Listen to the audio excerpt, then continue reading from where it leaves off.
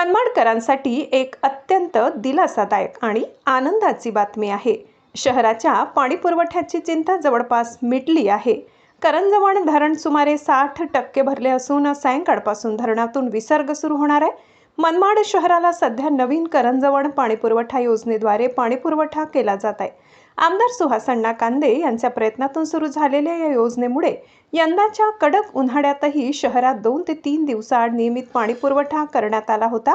आता धरणातील समाधानकारक पाणी साठ्यामुळे पुढील वर्षभर मनमाडकरांना सुरळीत आणि नियमित पाणीपुरवठा होण्याची शक्यता निर्माण झाली आहे।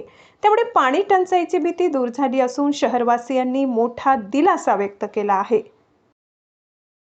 नाशिकच्या चांदवड तालुक्यातील काजी सांगवी येथे जिल्हा परिषद शाळेतील चिमुकल्या विद्यार्थ्यांनी दिंडी सोहळा साजरा केला। भर पावसात विद्यार्थ्यांचा उत्साह ओसंडून वाहत होता। वारकऱ्यांचा पारंपरिक वेश परिधान करून टाळ मृदंगाच्या गजरात ज्ञानोबा तुकाराम आणि विठ्ठल विठ्ठलच्या जयघोषात विद्यार्थ्यांनी गावातून दिंडी काढली।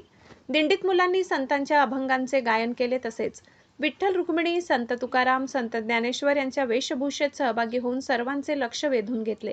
नाशिकच्या कळवण, सुरगाणा व सटाणा या पश्चिम पट्ट्यात सुरू असलेल्या दमदार पावसामुळे उत्तर महाराष्ट्रातील सर्वात मोठे गिरणा धरणाचा पाणीसाठा 60.97% पोहोचल्याने नाशिक जिल्ह्यातील नांदगाव, मालेगाव, 56 खेडी पाणीपुरवठा योजनेसह खानदेशातील पिण्याच्या व शेती सिंचनाचा प्रश्न सुटल्याने शेतकरी व नागरिक समाधान व्यक्त करीत आहेत। देवशैनी आषाढी एकादशी निमित्त मनमाडहून श्री क्षेत्र पंढरपूरकडे वारकऱ्यांची मोठी गर्दी होत आहे। शुक्रवारी एका दिवसात मनमाड आगारातून 6 एसटी बसेस पंढरपूरसाठी रवाना झाल्या, तर गेल्या 4 दिवसात सुमारे 18 बसेस सोडण्यात आल्या आहेत। मनमाड जंक्शनवरूनही उत्तर महाराष्ट्रातील हजारो भाविक पंढरपूरकडे रवाना होत असून गणूर पंढरपूर, अमरावती पंढरपूर, खामगाव पंढरपूर आणि भुसावळ पंढरपूर या विशेष रेल्वे सेवांना वारकऱ्यांचा उत्स्फूर्त प्रतिसाद मिळत आहे। त्यामुळे बसस्थानक आणि रेल्वे स्थानक परिसरात भाविकांची मोठी वर्दळ पाहायला मिळत आहे। नाशिक जिल्ह्यातील चांदवड परिसराला लाभलेल्या नैसर्गिक डोंगर रांगांमुळे मुळातच निसर्गरम्य वातावरण लाभले आहे।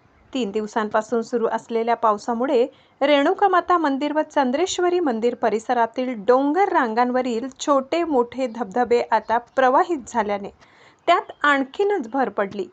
डोंगर हिरव्या शालूने नटलाय, तर ढग अगदी जमिनीवर उतरून येत असल्याने मुंबई आग्रा महामार्गावरून जाणाऱ्या पर्यटकांना हे सुंदर वातावरण खुणावत आहे।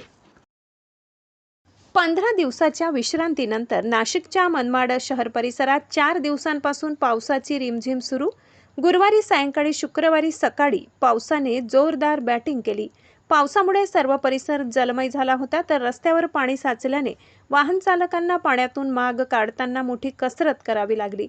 पावसाने दमदार हजेरी लावल्याने पावसाअभावी करपू लागलेल्या खरीपाच्या पिकांना जीवदान मिळाल्याने शेतकऱ्यांनी समाधान व्यक्त केले। राज्याचे अन्न व औषध प्रशासन आयुक्त तथा वरिष्ठ IAS अधिकारी तुकाराम मुंढे यांचे कार्य असेच निर्भीड व प्रामाणिक आहे। त्यांनी नेहमीच नियमांची कठोर अंमलबजावणी व पारदर्शक प्रशासन आणि जनहिताला प्राधान्य देणारी भूमिका घेत बनावट औषधे आणि अन्न नागरिकांचे आरोग्याशी खेळ करणाऱ्यांविरोधात कठोर कारवाया केल्या। त्यामुळे मुंढे हेच खऱ्या अर्थाने आधुनिक विठ्ठल आहेत। चांदवडच्या भाटगाव येथील नूतन माध्यमिक विद्यालयाचे कला शिक्षक देव हिरे यांनी आषाढी एकादशी निमित्ताने शाळेच्या दर्शनी फलकावर खडूच्या सहाय्याने तुकाराम मुंढे व विठुरायाचे सुंदर चित्र रेखाटले। मनमाड येथील छत्रे विद्यालयाच्या वतीने आषाढी एकादशी निमित्त शहरातून पारंपरिक पद्धतीने भव्य पालखी व वृक्षदिंडी काढण्यात आली। पारंपरिक वेशभूषेतील विद्यार्थ्यांनी मोठ्या उत्साहात सहभाग घेत झाडे लावा, झाडे जगवा, प्रदूषण टाळा, मोबाईलला बाजूला ठेवा, एक तरी वृक्ष लावा, वृक्ष तोडू नका अशा घोषणा देत पर्यावरण संवर्धनाचा प्रभावी संदेश दिला। हातात जनजागृतीपर फलक घेऊन विद्यार्थ्यांनी शहरवासियांचे लक्ष वेधून घेतले। धार्मिक परंपरेला पर्यावरण संरक्षणाची जोड देणारा हा उपक्रम नागरिकांकडून कौतुकास पात्र ठरला।